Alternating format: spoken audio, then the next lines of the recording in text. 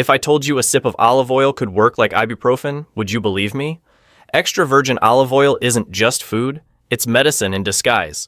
Research shows it can reduce inflammation the same way ibuprofen does, because it blocks the COX2 pathway, one of the main triggers of inflammation. If you deal with arthritis, chronic inflammation, or just want to strengthen your immune system, adding fresh extra virgin olive oil to your daily diet can help. The key is choosing high-quality oil. The sharper it tastes, the kind that lightly scratches the back of your throat, the richer it is in polyphenols, which are responsible for its powerful anti-inflammatory effects.